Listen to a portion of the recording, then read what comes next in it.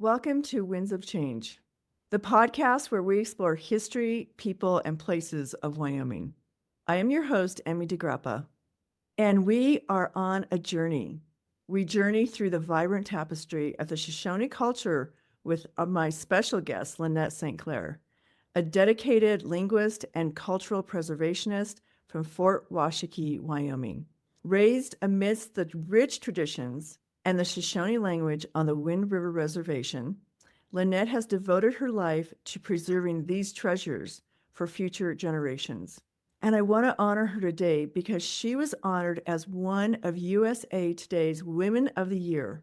Her work in education and advocacy continues to inspire. She inspires me, and I know she's inspiring young people. Join us as Lynette shares her story from the sounds of her childhood to the voices she uplifts today. Welcome, Lynette. Thank you, Emy. It's good to be here. Oh my gosh, it's so good to see you again. And I wanted to learn about your award from USA Today. How did that happen? So I have been working, actually, I retired from my normal career back in 2023. And in that respect, I was the administrator for the oversight of our Indian education department at the local school district here on the reservation. And after I retired from that, I can a couple of series platforms, one for Amazon Prime and the other for Netflix. And so in doing that work, I was able to bring authenticity and bring the actual Shoshone language to the big screen. And I think I'm just thinking that that was probably what contributed to the honor that I received this year. Oh my gosh, that's great. So you were born and raised on the Wind River Reservation. Yes. And what is your education? How did you go on from there to get educated and become a linguist? So my educational background, I'm just going to start from when I was younger. And just growing up here on the reservation in the school district that I attended, there was really no representation of people like myself. In the school that I attended, our teachers, there were very few that were Shoshone or Native American. And the counselors, of course, they had a different world view or a different perspective of what it was like to be Shoshone. And so a lot of the time, the resources that were provided were from a non-Native perspective, which was, I felt, not really applicable to my life situation. And so as I got older, I started to realize that we needed to have more people that were representative of our community in schools. Mm-hmm. And that was kind of a goal that I had set way back when I was a teenager, because I think I would have been a lot more successful had I had the guidance and the support, not only from the educational community, but also from my own family and my own community, to be a little, to have achieved a lot more things, as I was growing older. But it is what it is. But I did see that there was a lack of representation from the Indigenous community. And so when I went to work, I started working at the school district as a support personnel, as a secretary. I was the school secretary there at the school. And I started to see, again, the lack of accurate depiction of our history. And so that really spurred me into trying to support our teachers in providing that, wholesome, valuable resource for our students. We had a really great social studies teacher. And at the time, our school was only a K-8 facility. And he taught about the history of the reservation. He taught, what he knew about, about the reservation. And so, I think, he tried, for what it's worth, I think he really tried to contribute to that positive aspect of learning for our younger students.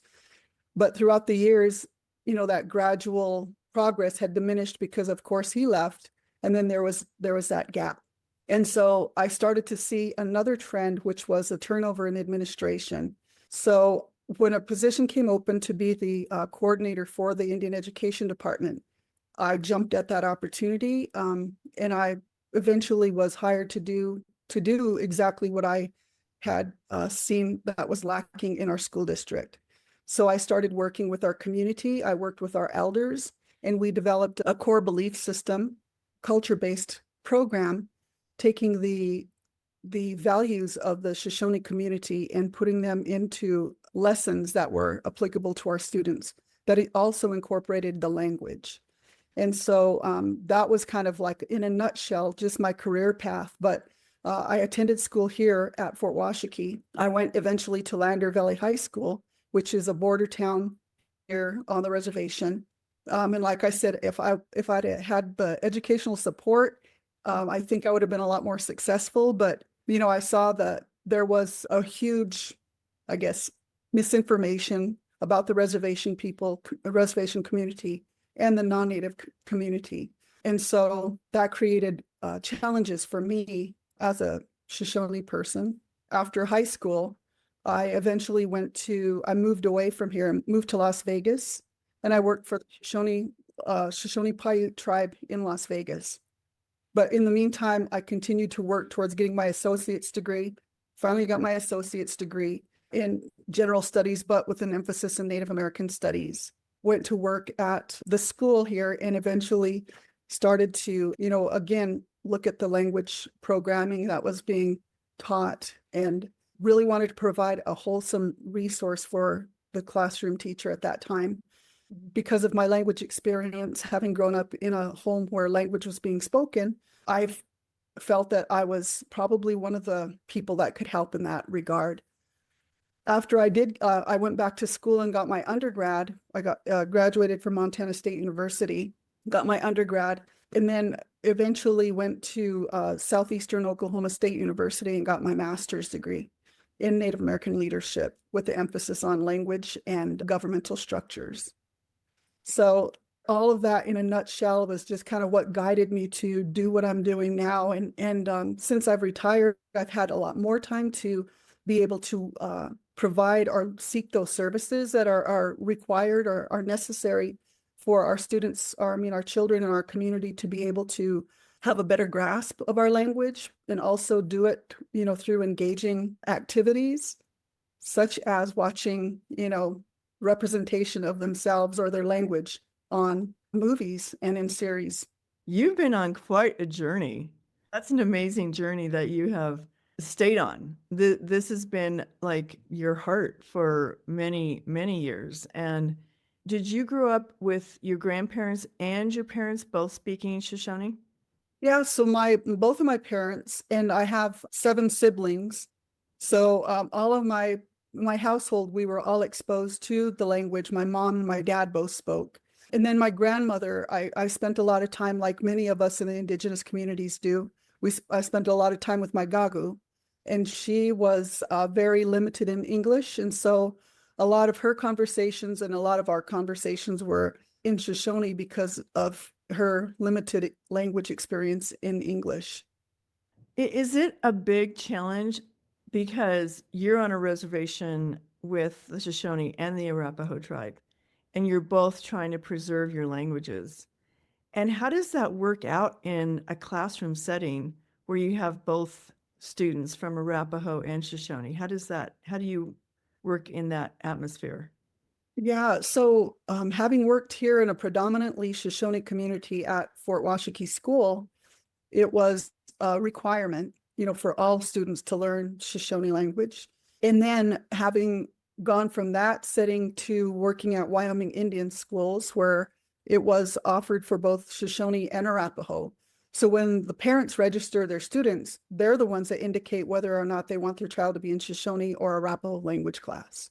In my class, I had many Shoshone students, but also I had some students that were Arapaho that wanted to learn Shoshone. Coming from 2 very distinct linguistic backgrounds. I mean, for the Arapaho, they belong to the Algonquin, I believe. And then the Shoshone is the Uto-Aztecan language family. Those 2 branches of language. And so having to make that distinction and those language characteristics was really challenging. But I did actually have a student who was Lakota who was in my class. And so she spoke Lakota, she spoke Arapaho, and she spoke Shoshone. She was able to speak all three. And one day we were talking and she said that, you know what, Mrs. S, I know three languages. And I said, that is so awesome. I said, that is so great. I said, you hang on to that and always remember that, because that's how our old people were. My grandmother actually spoke Arapaho because she would attend ceremony with the Northern Arapaho people here. And they just kind of interchanged and attended ceremonies together. And so she was actually a water carrier for for the ceremonies. And they called upon her to come and be part of the ceremony all the time. So she knew Arapaho and she was a Shoshone speaker. The same thing with, my Goosey Joe, Washakie. He spoke, French, he spoke Arapaho, he spoke Shoshone. And, so he knew all of these different languages as well. And in addition to Plains Indian Sign Language. And so there's all of these languages, that we have been exposed to, but we need to, continue to try and carry on that tradition, I guess. Right. Don't let it be lost. We're so easily distracted these days, I feel like, and especially for young people. Yep. Tell me again the root of the Shoshone language. What did you say it was? The Utoaztecan. Yeah. What is the history of that? So in linguistic terms, so when the early linguists came out and they started to study our communities, our indigenous communities, the one in particular who was the linguist who came out and studied our people here, the Shoshone people, was Dmitry Shimkin. This was back in the mid 1800s and early 1900s. Wow. And so they have these branches or these language categories that they place these languages in. They discovered that with the Eastern or the Wind River Shoshones is how they refer to us. Okay. The Wind River Shoshones, our languages were similar to that of the Shoshone Bannocks, were similar to that of the Western Shoshone, and were similar to that of the Comanche people. And so at one time on our history, our stories, our oral stories tell us that we were all one huge group of people at one time. Thousands, we had thousands of members that were in our tribe. And as we migrated north, we started to branch off in different directions. Right. And so one of the stories that I've heard was that when we got more north, we started coming up north, we were following the buffalo herds. And so we're buffalo people. And so when we got to the southern part of Utah, that's when there was this disagreement over the number of meats that was being distributed to the people. And eventually one branch went, west, another branch went north, some went northeast, and then some went east. And so that's how our language family spread out.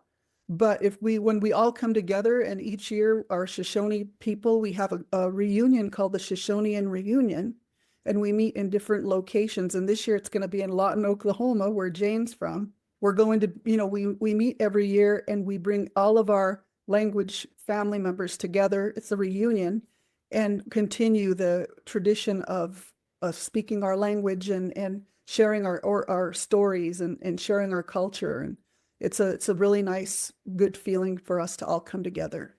Oh my gosh. So that must be huge, because it's like families and elders and youth. That's beautiful. And you kind of explained it. So because you mentioned Shoshone Paiute, and they're from Oklahoma?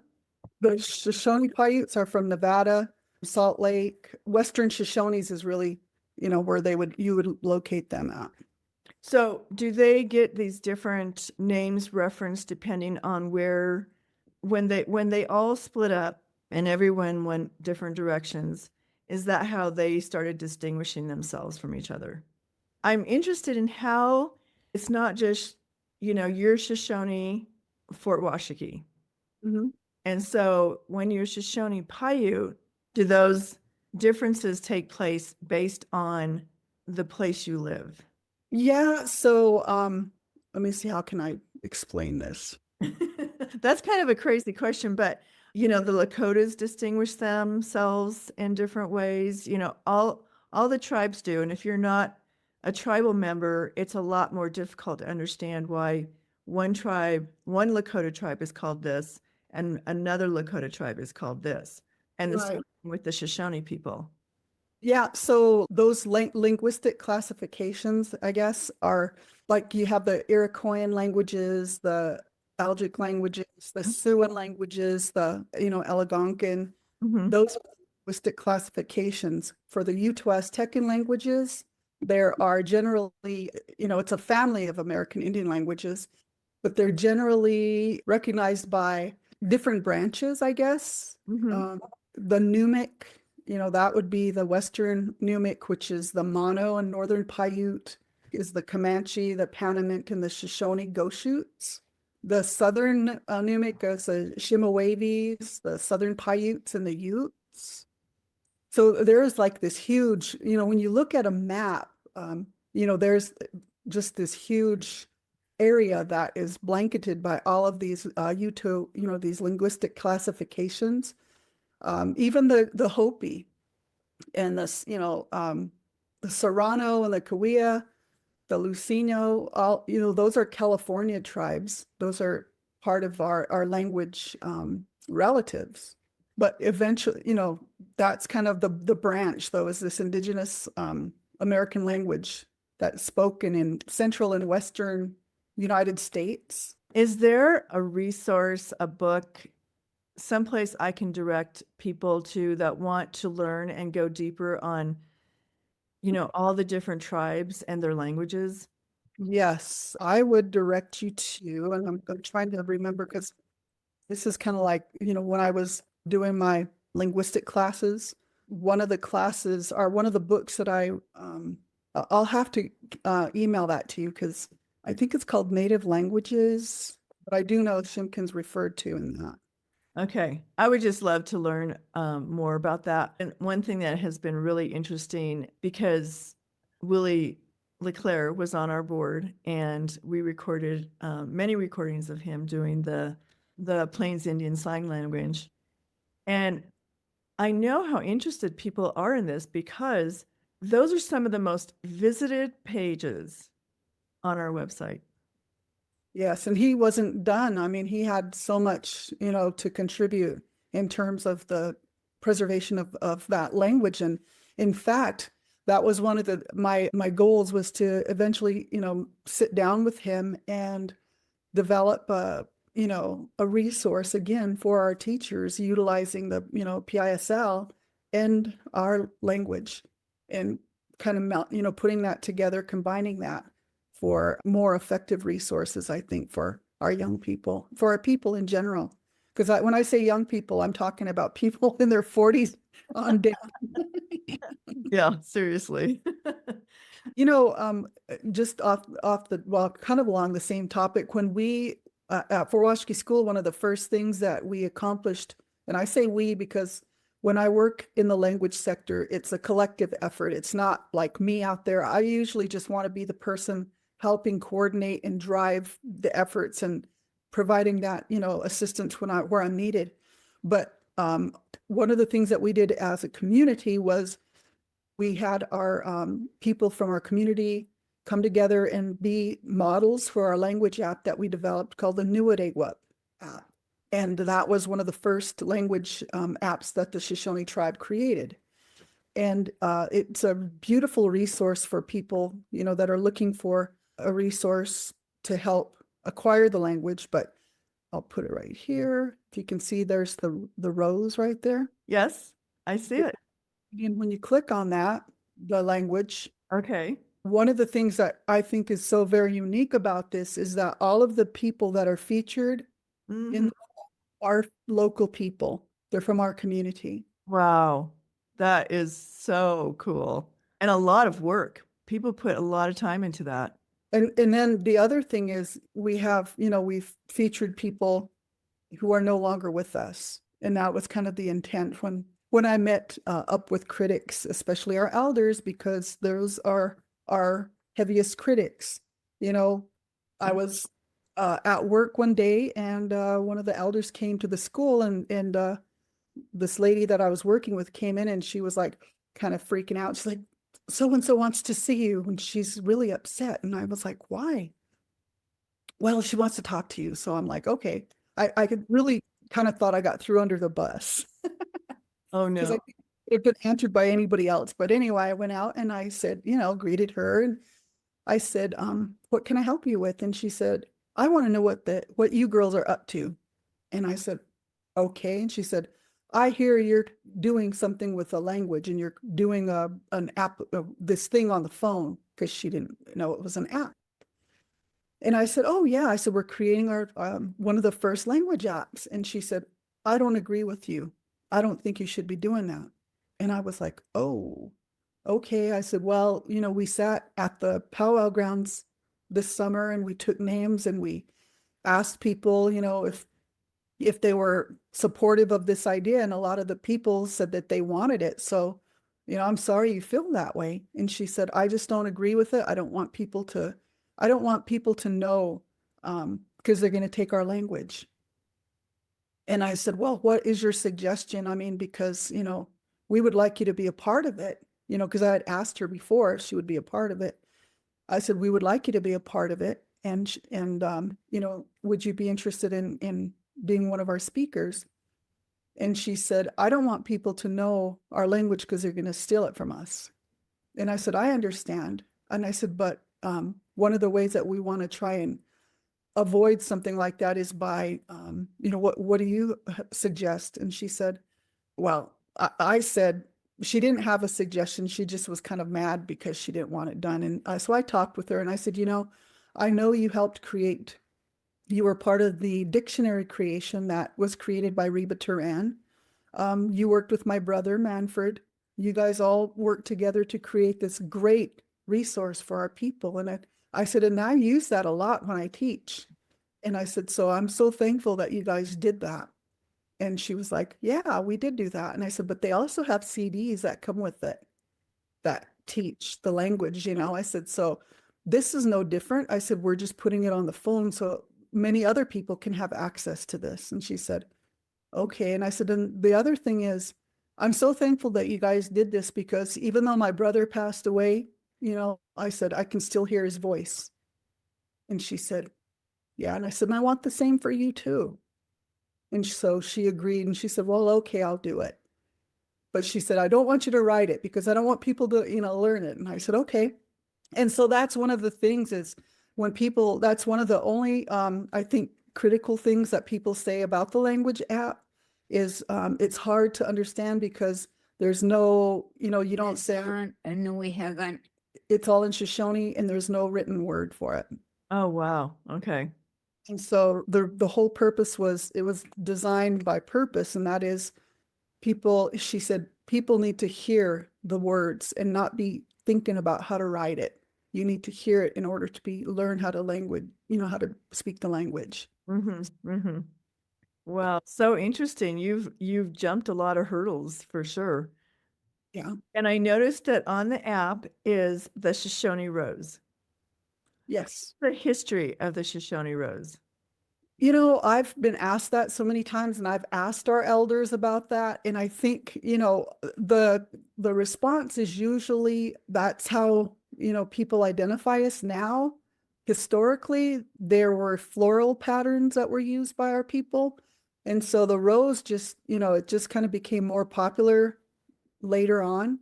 But if you look at early beadwork that was done, I'm talking early beadwork like 1800s into the early 1900s, you'll notice that there were like small, pansy looking floral patterns, different kind of floral patterns that were representative on regalia or moccasins or belts and stuff like that.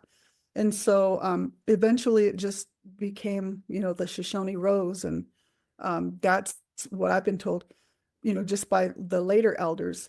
But earlier, I think one of the things is that what represents us is that a lot of our medicines and our things come from the rose.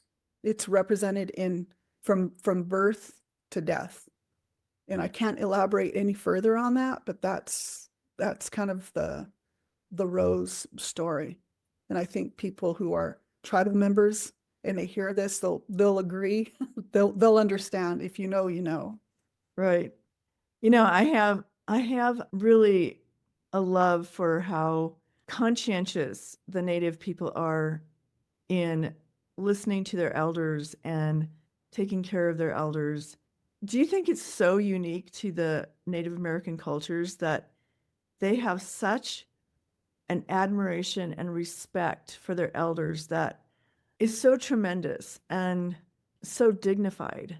And I just appreciate that so much because you look at so many elderly people who are just left and forgotten. It is an amazing tradition that you have taught, and everybody upholds it on the reservation.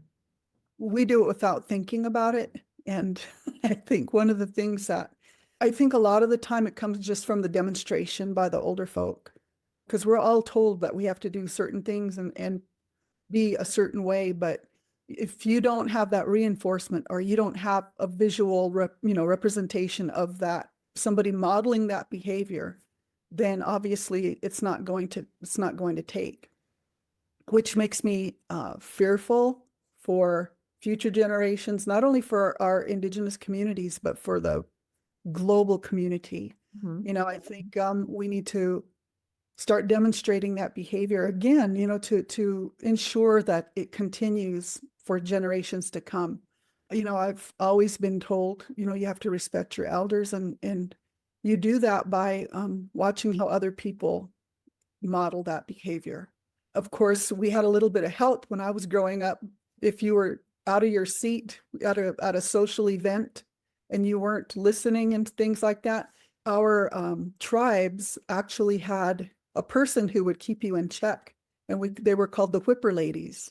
So if you weren't, with your parents, if you were at a council meeting, you were at a social gathering, Christmas tree lighting, all those things, Yeah. and you sitting down with your parents, you were running around, you would get the switcher lady would come and she'd switch you on the legs and tell you to go sit down, and you'd have to listen.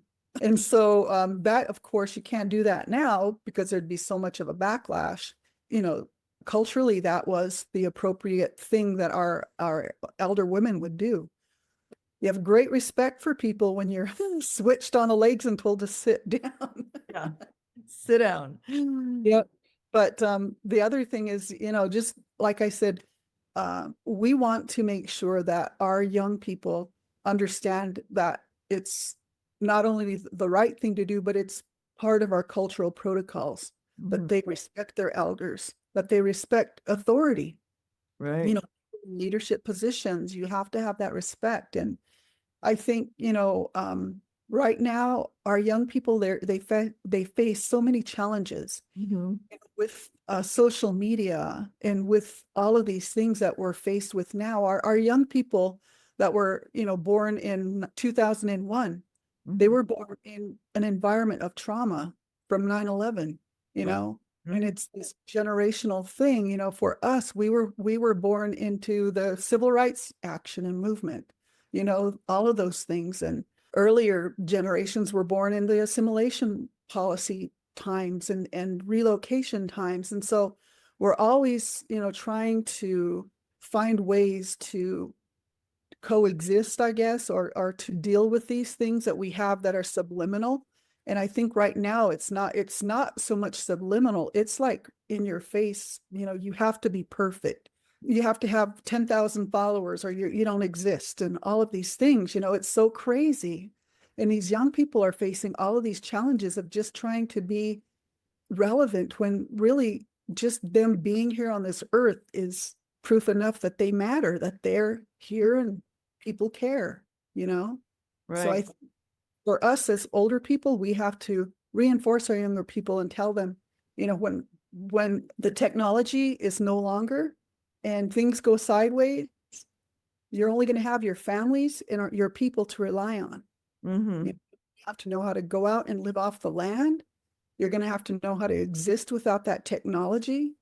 And, that's the way our old people lived. That's how our ancestors lived. That's how we were able to continue to be here today, was because of that strength and that resilience and that looking out for your people, you know. So I hope, that they are able to come to that conclusion on their own. Well, in conclusion, because it's so great talking to you, Lynette. I could ask you 10 more questions, but I want you to say a blessing in your language for everybody who's watching this podcast. So I would just say for everybody, Anhusi Nara Sulugan, Naranga Shinteg, Nasikishin Dananisingat, Inindamanandas, Oyagos, Nishintegand. Oos. So I just said, our all-knowing one. For everybody, I pray that you all feel good. I feel good today, and I pray that you do too. That's it. Wow.